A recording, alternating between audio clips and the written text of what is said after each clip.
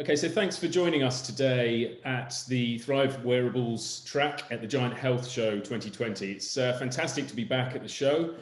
We've been doing a track here for 2 years before this one, and so it's great to be back, and a little different this year, obviously, with all the video conferencing and a different set of technologies and approaches to running the show. So well done to the team at Giant for all they've done to get this working. And it's great to have everyone here today.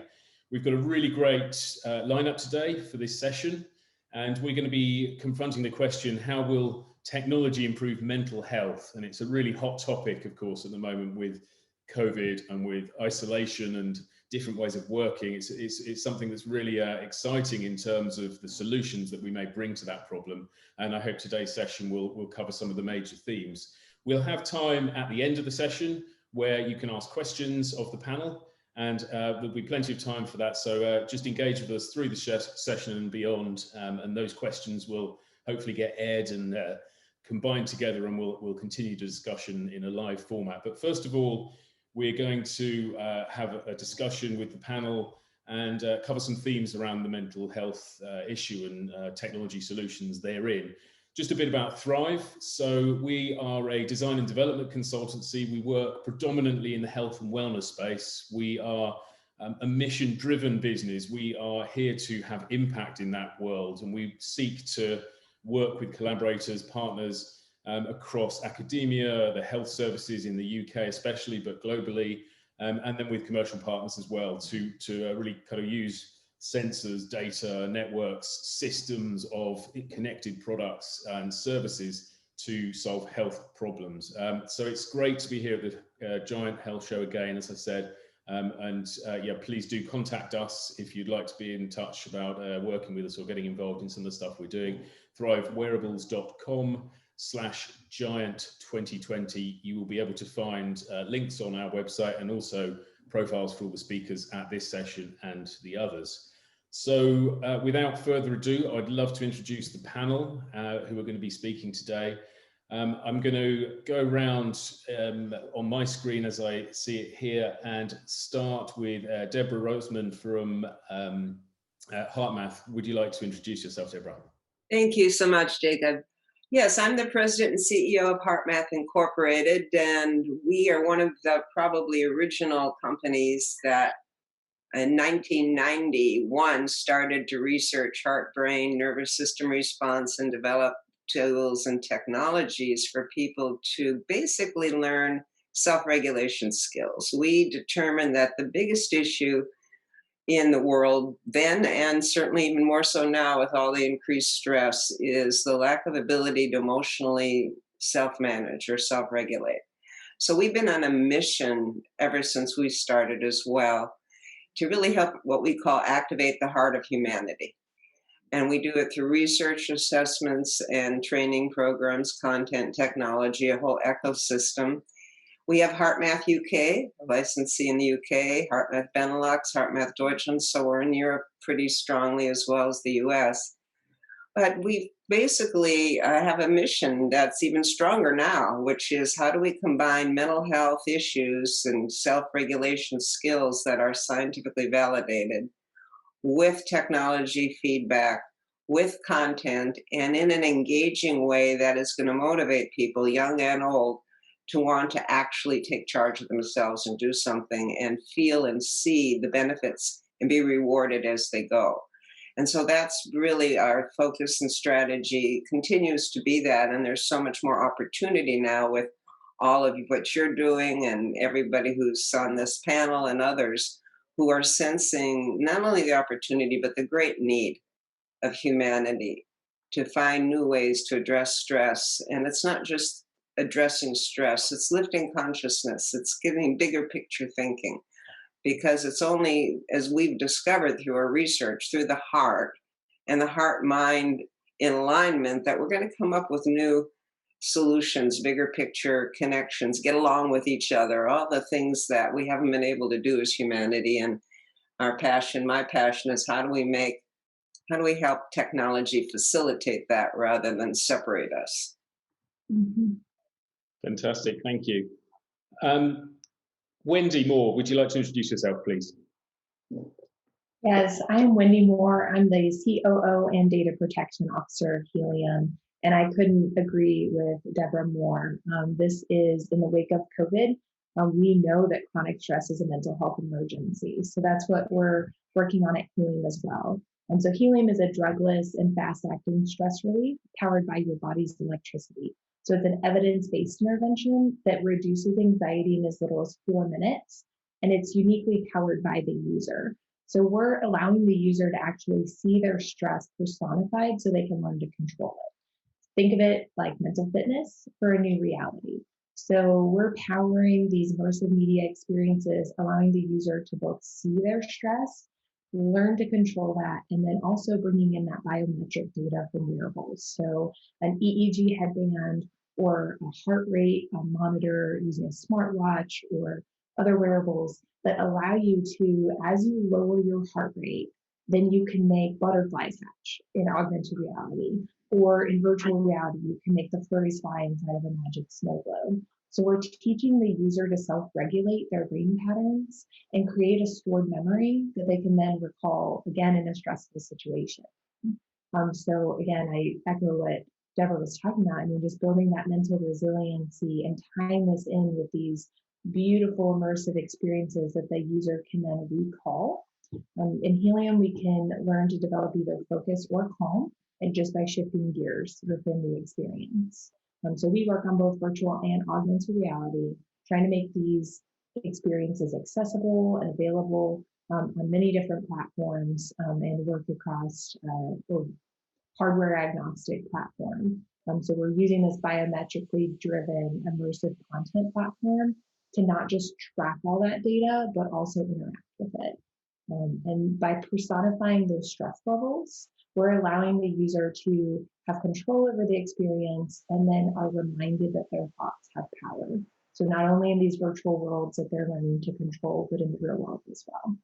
And as we all know, that could not be more needed. So.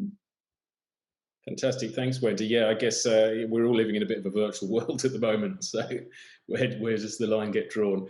Noga, Sapir, please introduce yourself. Thanks.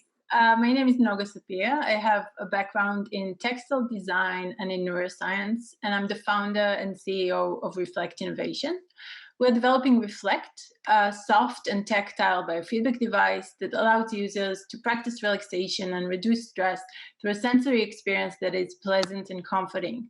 So Reflect is a soft orb that acts as a companion, like an extension of the user's body, and we aim to create a special bond between the device and the user that can bring comfort and calm anytime and anywhere you go. It's a biofeedback experience that is designed and tactile and is meant to really engage the user in the calming experience in itself. So it's not feeling very technological, very medical, but it's something that anyone can engage with. We are VC backed and we're just wrapping up a successful beta testing. We plan to launch the product next year and make it available for anyone who needs to carve out moments of calm in the day, which is obviously on everyone's minds. Fantastic. Yeah, sounds familiar. The worlds of hardware and software and kind of trying to get those things to market. It's a long old journey. I think everyone can empathise with that one.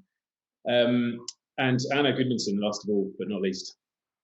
Sure. Yeah, thank you. So I'm Anna Gudmanson. I'm co-founder and CEO of Bioself technology. And my background is all in technology, large, small companies. I've been CEO for a small but listed company. I've raised money, pivoted, scaled, failed, all of that. And amongst that, also worked previously with Wearables in the corporate well-being space. So it's the second time or third time I combined sort of services and Wearables. And so Bioself technology, we develop technology that deals with stress and anxiety and the sort of illness that come with that. So inflammation, lowered immune system, etc. And our core product, the Sense8, uses near-infrasonic resonance to tone the vagus nerve and that amongst other things, and to provide relaxation in as little as 10 minutes. So, it's based on my co-founder, Stefan Schmelnick's decades of work helping some of the most difficult cases of stress and trauma and associated disease, and working with infrasonic and near infrasonic therapies very successfully. And then we've been working, and Jacob's been on the journey with that, just throwing in a little plug for Thrive, very talented people, to be able to bring this to a wider audience. And so we are more focused on the therapeutic element than the tracking, to really sort of bring something to a larger audience, to help with stress and anxiety. Fantastic. Deborah, I'm going to start by asking you a question about heart and mental health, because stress is another connector, I suppose, between everyone on the panel. How does heart health and heart signals and the heart connect with mental health, just for our audience, so we understand that? I think it's a great question, a very important one, because so often mental health research has been all about the brain, some of the nervous system. And what we and others in a field called neurocardiology, which just started in the 1990s, so it's fairly recent, have discovered is that the heart is much more than a blood pump or arteries and veins. There's an intrinsic nervous system in the heart that actually has neurons that are sensory, that feel, learn, and remember and sense. And part of that function is to receive input from the blood and from hormones and from all sorts of chemicals and nervous system from the body, and then send it through the vagal nerve and other pathways to the brain. So the brain then knows how the body feels and will respond according to its habituation or its functions. And so the heart's input to the brain is critical, it's crucial in understanding stress and how the body is processing information. And so what we see is that if you can get the heart rhythm pattern, the heart rate variability, or the beat-to-beat changes in heart rate, which reflect our emotional states, synchronized, and then that signal is sent to the brain, it opens up frontal lobes, compassion, care, qualities of heart, brain that we really need as humanity, and we really need to be able to shift depressive moods, anxiety, stress, so we're not looping around there. And the heart's input is critical to that. And so, again, HeartMath is all about how do we get the two in sync, and what do we do when we're out of sync, and how to get back so that we really can have more heart-based living and higher quality thinking. Fantastic. So I guess the heart's still inside. When we talk about kind of biofeedback and physical devices and the interaction that we can establish, and Anna and Noga, you will both have this kind of experience with physical technologies. I thought, Noga, that your product represents this kind of really great interface. It's kind of the archetype of physical connection to digital technology. Can you just explain how that works a bit? How you kind of connect with people in a physical form, and how that then feeds back and creates that loop? Sure. So Reflect acts as a biofeedback device. It measures parameters of stress through the user's fingers. So it is a knit fabric-covered orb that is a bit soft to the touch. And when the user places their fingers on Reflect, a light lights up, and the LED light changes colors relating to the user's emotional state. So then you can create a biofeedback loop and try to guide yourself towards the light that symbolizes the calm. You can also, of course, do the other way around if you want to energize yourself. But the thing about it is giving you an experience of control. So you get to see how you're feeling. You get to maybe become more aware of your body and of your senses, and you become more in control of it once you see where is it going. So you get to start seeing patterns of when am I most stressed, what things can I think of that make me more relaxed, what breathing patterns should I use. So we guide the user into understanding of themselves using biofeedback as a tool. Fantastic. And Anna, does that relate to sensate a bit. Tell us about how that works. Yeah, I think Deborah was talking about the vagus nerve, and so we are not that focused on the feedback loop, at least not yet. We are really focused on therapeutic element, and so and this is coming from the fact that Stefan has been working with thousands of patients and found that this really works. So I think it's super helpful. I think there are a number of different aspects of this. So obviously there is an educational part and understanding ourselves, which in and of itself is really helpful. And that's also why apps, for example, fill a certain purpose, because that help us understand ourselves. Then we got hardware that gives another dimension, which is measuring and getting that feedback.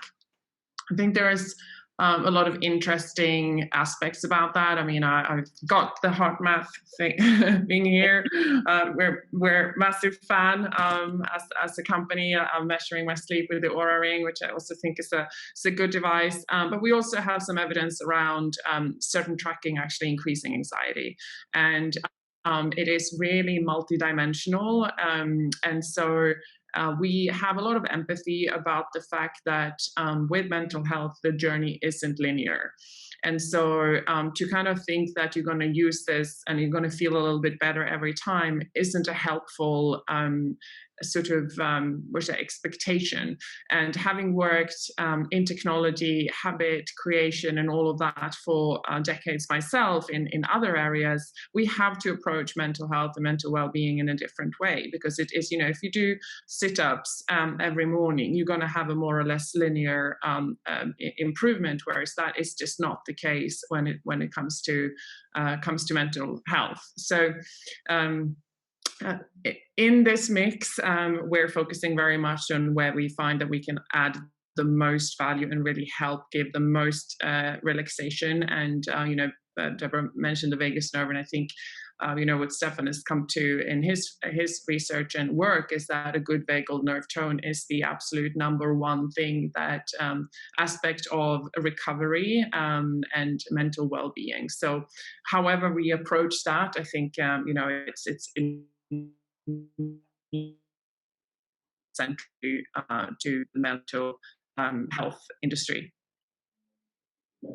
Thanks, Anna. And Wendy, you've dodged a bullet a bit, haven't you, with having an agnostic kind of offering? You don't have to build your own hardware, and everyone else is going to be a bit envious of that position. Does this free you up to kind of focus in on that data and be able to, really kind of find quite diverse ways of using that? How do you use data within Helium?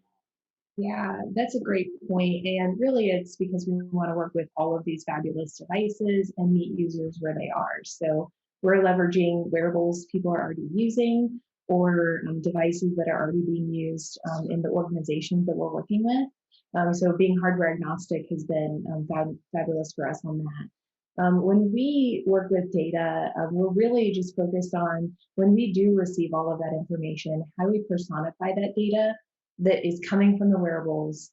And it's important our users actually understand that sheer amount of important information, but then also aren't overloaded by it. So when we personify the data, we could give you stress as a flat number, or we could show you that as a jaguar that starts out kind of agitated, and then as you calm your stress response, the jaguar calms and softens and starts to lick its paw.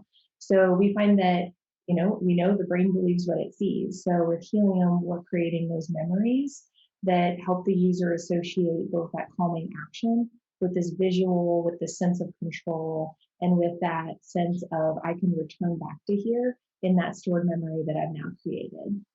So we focus a lot on existing neurofeedback research, existing data that's out there in the world, and then try to give that data summarized in a way that gives the user some real insight into how that's reacting and how they can improve through regular training, regular usage.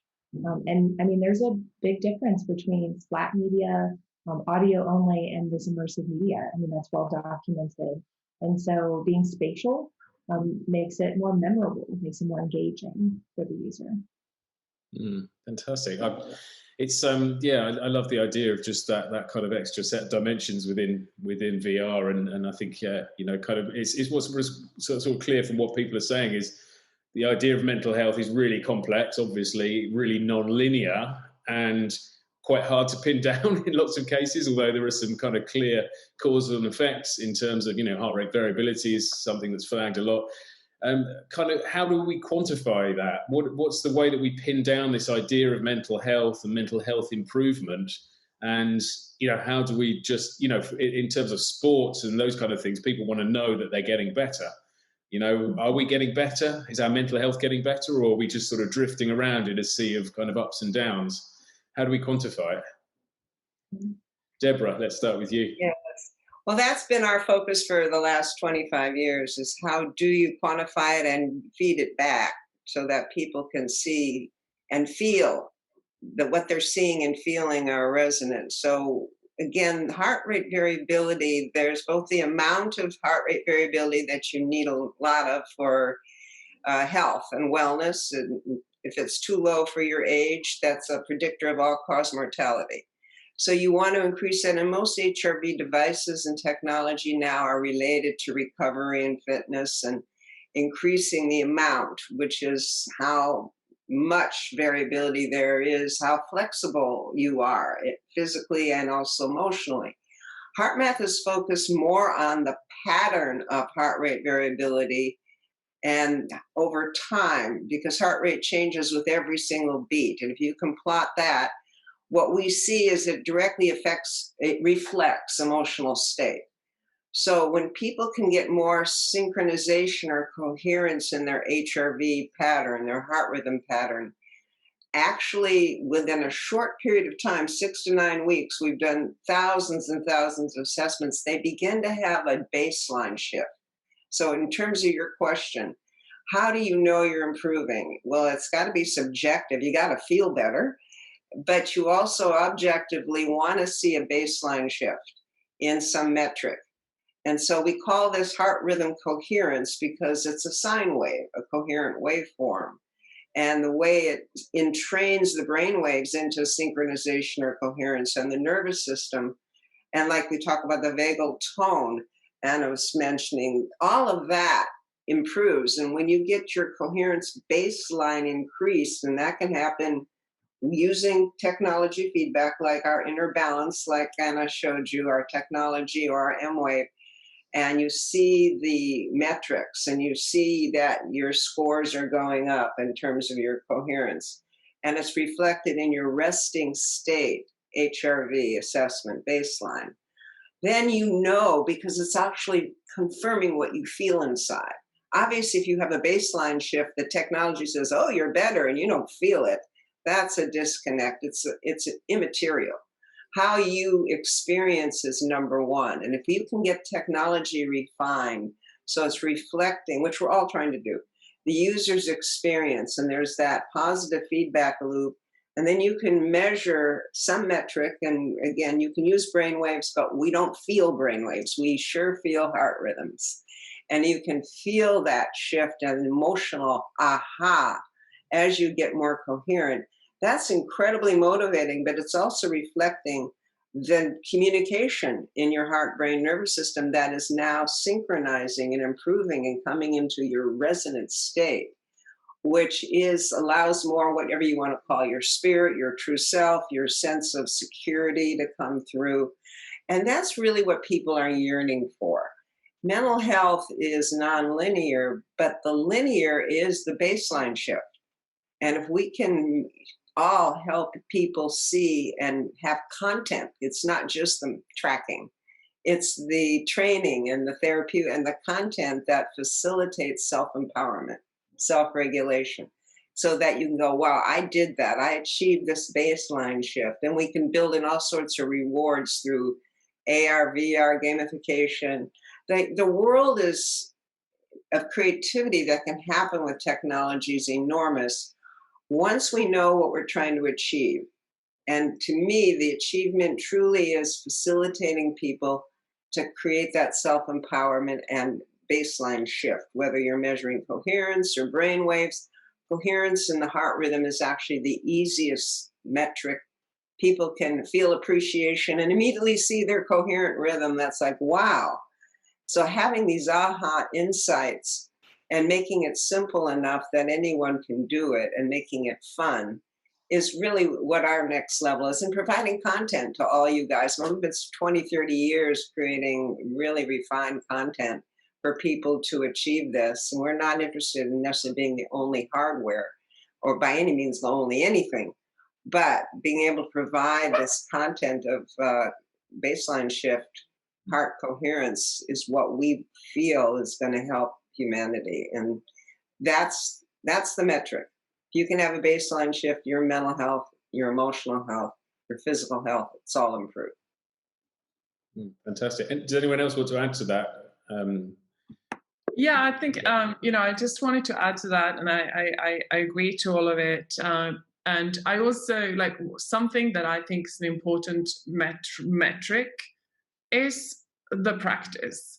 And, if you look at the vast majority of people in the rat race, if you might see that linear baseline shift if you are doing a daily practice, but it's extremely few that are doing a daily practice. And I've been working with habit creation in technology space for many years, and it's always going to be more or less a single-digit percentage that will create a daily practice of anything new. Meditation, what have you. And we know that those things work, but it's hard to get the vast majority of people to do a daily practice. So you will have times where your metrics and your practice are better. But I think what's important with the quantification is that it doesn't demotivate you that maybe there's a decrease because you've fallen off the practice or the bandwagon, so to say. And that even when you might have just had a baby and it isn't about the performance, but if you do it once a week, every time you do it, that is a metric of progress. So I think we want to also really encourage just measuring and quantifying the self-care action of actually doing something versus necessarily the focusing only, at least not only, on the measurable sort of metrics, such as, heart rate variability is a great metric, but that in combination with actually just doing the practice. That's really interesting. And Noga, do you have did you find it easy to get people to use your product and to engage with it long term? And how do you kind of make that happen? How do you reduce those frictions? Definitely. So I definitely agree with Anna that we are treading dangerously here when we try to tell people how they feel. And we want to be very encouraging of their emotions, all of them. And we want to be very wary of telling people right now you're not feeling well or you're feeling bad or abnormal. So I found that people most engaged with the product when they didn't try as hard to succeed in it, when it wasn't like an assignment that they had, a task that they had to complete. Just showing up, just practicing really gave them this sense of accomplishment, this sense of awareness. And we were talking about hardware versus software. So one of the things that are really good about Reflect being a hardware device is that its physical presence in your space reminds people to think of themselves. Even if they're not holding the device right now or using it right now, they would sit in the corner of their living room and they would take a moment to check back with themselves, to check back with how they're feeling. And this is already great. I've already done my job, I think, in making people think of well-being. So definitely just giving people a very encouraging experience through the device, through the accompanying app, and just telling them that we want to help them become more aware and more in connectedness with their body is already helpful in establishing a habit. And we want to make Reflect really pleasant and really nice to touch, and also very beautiful, so you can have it, you want to present it in your space. And those things we found really supported the habit formation. And we did some long-term studies And we found that people kept using it in very encouraging numbers. And we think that we give this really nice experience that you want to come back to when you need it. So you don't have to necessarily do a daily practice or try to reach a goal, but you can carve out some time for yourself at the end of the day or once in a while when you feel the need, and that Reflect is there for you is already really helpful. Mm-hmm. Fantastic. There's a product called Whoop, and for the audience out there who don't know what that is, it's basically a heart measuring band that you can wear on a wrist or at the top of your arm. But the model around that product is really fascinating, because they basically say to you, just wear this all the time. Hard luck. Pay us loads of money to wear this all the time. That's, as far as I see it, their model. And it seems to work very well for people who adhere to it and really want to get those results from it. And it's more tailored towards sports and recovery and performance and these kind of things. But there's an interesting model there, isn't there, of a way of monetizing these kind of technologies, which are kind of float within the grey area of cause and effect, and sometimes can be hard to sell because they're not instant. I mean, they're considerably positive in terms of what they can do in many cases, but it's not obvious when you buy it and put it on that it's done that. So I don't know, maybe Wendy, you could sort of jump in on the monetization, the business models around these mental health and physical technology product propositions. What's your experience with selling this new sort of paradigm of product? Yeah, and it certainly is interesting because there's many like that are gathering data all the time. And really our focus at Helium is always just not just that data collection, not just that data tracking, but again, interacting with it, bringing it to life, beyond the monthly subscription model, beyond potentially monetizing that data. What else can we do with that to bring that into a more personalized experience for the user? There's certainly an approach in the future to be able to serve up and use this as a recommendation engine. So we're all tracking this data on a regular basis. Maybe something is recommended to you according to your stress response, how you are at this point. Or are we really there? But how can we do that in a mindful way? That it's marrying the mindfulness of being aware that technology is a part of our everyday life and using that. I loved all the women who spoke before talking about the reminders in an everyday experience that we need to, maybe we don't put on the technology every single time we need to experience this. Maybe we just see that as a reminder and we have the recall ability to come back to that. We do a lot, even without a wearable, it's just our users wanting to escape into a mindfulness experience without the wearable data for a break from all of that coming at you, all of that information being collected. So there's certainly a model to do so in the future, and there's also a model to serve this up as a recommendation engine, even if I'm not coming to the application itself. But we do have to remember to do that mindfully, and we're not just adding to the noise. Yeah, it's really interesting. We do a ton of work in the sort of world of service design and user experience design, and those things are so delicate these days. People are so sensitive to good design and good interfaces and reduced friction across everything from Apple devices, through to just wanting everything immediately and on a stick, as it were. So have any of you got sort of experiences of epiphanies when it comes to those sort of things? How do you kind of reduce those frictions? How do you get these technologies to be simple to use and to work for people in their world?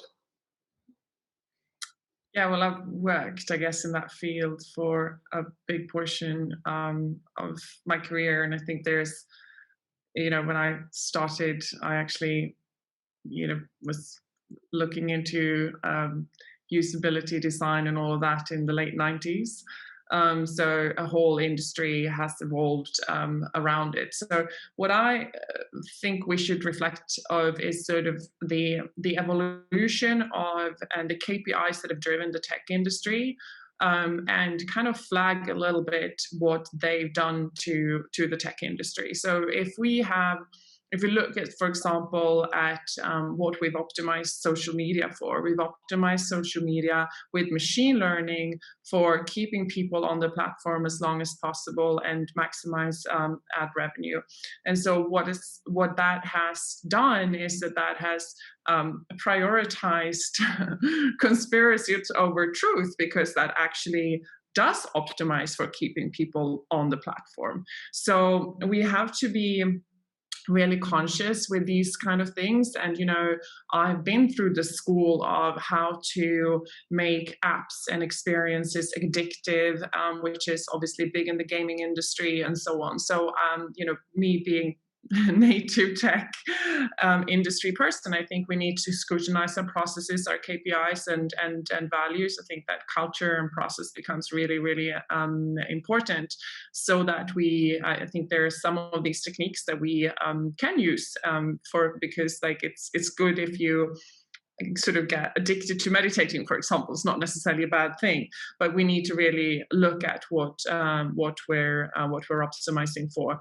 And then just in terms of business model, I think that I come from much more of a software service SaaS app space, and that's kind of what I've done mostly, but have then also worked with hardware. And I think there's something really healthy about the combination of hardware and software business models that is not as appreciated necessarily by investors as I think it should be. I mean, I look at the industries, both of fitness apps and well-being apps without hardware, and 90+% never become profitable and never have a lifetime value over cost per acquisition that is over one. So I think the business model for all of our companies are actually really relevant and really healthy, and how we develop hardware is just your expertise, Jacob, has also completely transformed over the last 2-3 decades.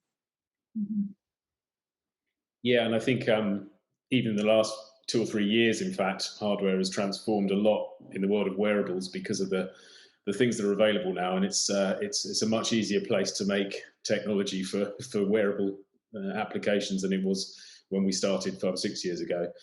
I'm gonna segue from that into the idea of community and how these products and services relate not just to the user, but to those other users around them locally, far away. I'm going to ask Deborah maybe to talk about the HeartMath Institute, which I wasn't aware of, I have to say, and I've had a look at some of that stuff. So I'd love you to kind of start with that, but I'm sure you've all got stories around how you engage with community broader than the individual. Deborah. Yes, it's very exciting. It's where we're focusing a lot now. If you look at personal coherence, which is the alignment of heart, brain, nervous system, synchronization to optimize our higher potentials, self-regulation, all that basic skill set, we have a lot of content that goes with our hardware. To Anna's point, I mean, where we're all headed, I believe, for effectiveness, whether it's a subscription service, or whatever business model, hardware combined with content and a pathway and software and community. There's a third element there, because people need accountability. They need support to be able to continuously improve habits, change. It's not done in isolation, as Noga was saying. It's people feel bad if they fall off the wagon of any sort of self-practice. And if in community you support each other.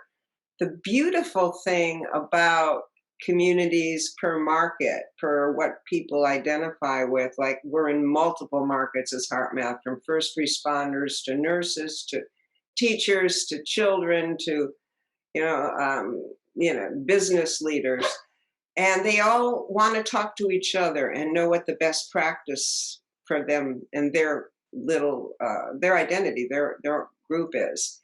And being able to facilitate those kinds of sub-communities where it's meaningful for people. The other thing that's exciting is that we've been able to measure at HeartMath Institute social coherence. So as you are in heart rhythm coherence, your heart is creating an electromagnetic field with every beat, 2.5 watts of power. And it's broadcasting it like radio waves. That's how we pick up on each other's vibes, so to speak. So when we're stressed or frustrated, we feel it from each other. And it can certainly be measured in the heart rhythm pattern in the brain waves of people standing next to each other. And it's like, wow, we're affecting each other that much. And when we're in heart rhythm coherence, we're helping to uplift each other, not only emotionally, but also creatively, cognitively. So there's huge implications for how we facilitate community building. Are we going to facilitate all the negativity and the hatred that has been built on social media? Or are we going to facilitate coherence and co-creativity in a positive way? And technology, hardware, software, and content all have a part to play in that. It's our intelligence that can create and weave those input systems together to facilitate personal and social growth and consciousness. So our focus is, how do we do this most efficiently? Social coherence games. You know, being able to license our algorithm to game companies to make it fun and addictive to come back and play a game that's going to facilitate your positive hormones, immune system. It's going to facilitate community with others to co-create something, and you're going to get rewards based upon being more coherent, because we know socially that coherence is contagious. When one person is coherent, actually in research, other people who don't even know what they're being measured become more coherent. Now that's incredible for society. If we can get a more coherent society by having our hearts resonate more, and that opens up new aspects of our brain potential, our human capacities, I wake up every day passionate about that. Then we talk about global coherence at the Research Institute. We have a whole global coherence app where with sensors throughout the world that's actually measuring human interaction with the Earth's fields and the rhythms of the Earth, and how do we have our inner environment couple with the external environment to really accelerate this consciousness shift that's happening. So I think we all have a huge playground, and it's all about co-creation. We each have our own businesses, but if we can do something together with our creative backgrounds and years of seasoning and intelligence, we can do so much more for this planet and for our own fulfillment.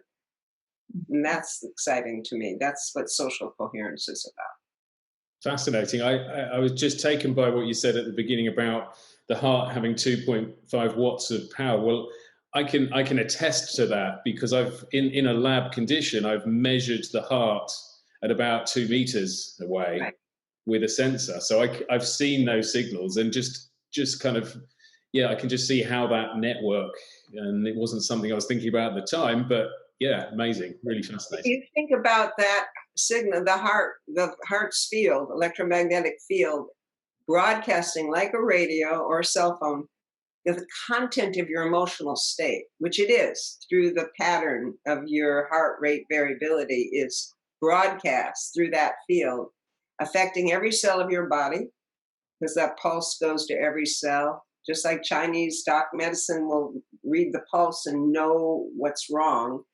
If you are putting out love, care, compassion, kindness, appreciation, the qualities of the heart or spirit that create heart rhythm coherence, that's being broadcast through your field to others, to your family, to your baby, to the energetic field of the planet.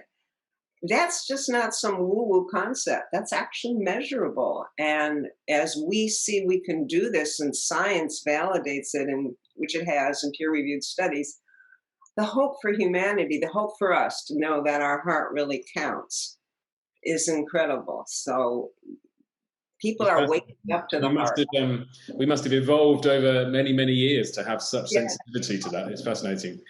Does anyone else have any kind of stories of community and how you're linking what you do with a bigger picture, I suppose? Well, yeah, definitely. Sorry. Wendy. We're just at the start of our journey with consumers, but community is definitely going to be a big part of that. And I can say that when I envisioned Reflect, I thought of it as an experience that you do by yourself. That is, it is something that you do alone to connect with yourself. And this is not what I saw in the field when I presented it to others. I saw something that actually people communicated over, and it created very interesting interactions between people. So we are definitely going to think about how we implement community and Reflect as a more social experience with other people, whether it's like with friends or with a wider community, because that's definitely a power that can keep you on track, like Deborah mentioned, and is very, very inherent to the importance of creating a feeling of well-being, that feeling that you're not alone. Fantastic. Wendy? Yeah, and just to build on that, I mean, we love the power of community, and we're always working on creative ways to bring our community together, doing group sessions, because as you mentioned, I mean, we did start as this is something that's private and individualized to you, but you can also, you know, share augmented reality through a Zoom call. And we've really, in this year in particular, gotten even more creative about how we reach people, because social isolation and combined stress is at an all-time high on a global scale. And so how do we bring people together globally on a shared purpose, a shared mentality, and help them learn to build their mental resiliency together, have these positive, beautiful experiences together in a way that we've never done before. So the power of community is so critical. And as these ladies have said, I mean, you can feel that resonate when you do perform this as a group, or when you do share this experience, even across oceans. So. Yeah, that's really, yeah, I think it's, I mean, the community side of things is such an important thing at this time in the world where people are so physically disconnected. So it's great to see, yeah, people trying to build those experiences and connect people together. In terms of kind of where we're going with mental health products, mainly based on the new technologies that are able to measure and create that data, what excites you at this stage? Are the things that you see on the horizon in your work, or around the community that you have that you think are going to be quite important coming up in the next few years? We see lots of stuff going on from a technology point of view, but I'm sort of like thinking, how are these things going to play out? Where are we going with mental health products and services? So I think we're at a great time because obviously, well, not so great, but stress is an all-time high. But more positively, mental health is now a topic that's on the table. So it's less stigmatized and it's less taboo to talk about it, whether it's because younger generations are more open, or whether because social networks give us that spaces that we can share. So we're just at a time where people are really aware of the stress, and obviously they are also aware that it harms their health, and they want to improve it. So this is a really exciting time to be in wellness tech and in mental health tech, because people are really looking for these solutions. And especially with COVID and with what's going on right now and the upheaval over everyday life, people are really searching for these solutions and searching to get tools, to start new habits, to pick up new tools that can help them gain control and also put their well-being at the forefront. Yeah, Are you breaking up a bit? That could you start again, Anna? Yeah, can you hear me now? Yep. Okay, so just wanted to build on what Noga said, which is I'm very excited about the maturing of the industry, and also that it becomes more than one industry. So we have a health industry that includes everything, or a wellness industry, or a fitness industry. There are obviously a huge amount of sub subsectors, and I'm excited about that, to see companies becoming very expert on whether that's addiction or postnatal or crime-related or nutrition. So horses for courses, and I think that there's a huge amount of opportunity, and that's very exciting. I think it's exciting to see an increase in funding going into to mental health tech. I think that's really nice to see, and there definitely is an increase. And then also, I mean, personally, obviously with the Sensate, I'm personally very excited about the horizon of the vibrational nature of us, of our organs, because the universe is made of vibrations. So both from a physics perspective to a biological perspective, to really explore the vibrational nature. I think that's something that excites me enormously. And then also the sort of merging of industries. So industries that previously have been separate. So neuroscience with biotech, with psychology, with AI. And so all of those coming together, I think is unique. And it's a new point in time and an inflection point. So together with funding and all of that. So I think it's an amazing time for the industry. I couldn't agree more. Just to build on that, I mean, we are so excited about the concept and the awareness that mental health hygiene is just as important as physical health hygiene, and that conversation is being had and is at an all-time high on the effect that your mental health has on your physical health. And we are just really excited about a day when we can have these drugless interventions, digiceuticals available on a mass scale and awareness. So you could, walk into your local pharmacy, and next to these physical health hygiene products, or next to these, antacids or stress, take something for your headache. You can also take something for that stress response. That's a technical intervention. It's a digiceutical. So we are so excited about the awareness level of that, and just that tie between mind, body, where the conversation is being had. What I'm most excited about is people waking up to the energetic heart. I mean, really, the heart is, from my experience and perception, is the next level of human evolution. And it's just, the mind has taken us to where we see in society, but without the heart, we're not going to go the next level. And that it's being uncovered. People are intuitively feeling the nudge to connect more with the heart. You hear it in every country that we're in. It's not cultural, it's not religious. There's something in the air. And I'm really excited about how that's going to bring, we call it heart intelligence, more intuitive intelligence that's going to prompt what we all do. When you see it reflected in now, insurance companies are going, wow, we need to cover mental health. Mm-hmm. We need to cover biofeedback.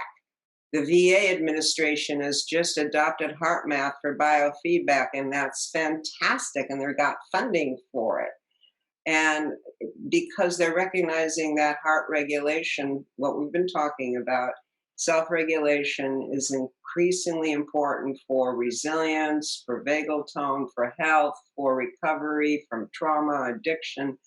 I mean, it goes on because it's getting to the source of human healing. What is the source? And this is what we're all talking about. We're all trying to hone in on how to help people increase their capacity and their potential, or heal. And the heart plays such an important role in that, and the intelligence of heart and consciousness.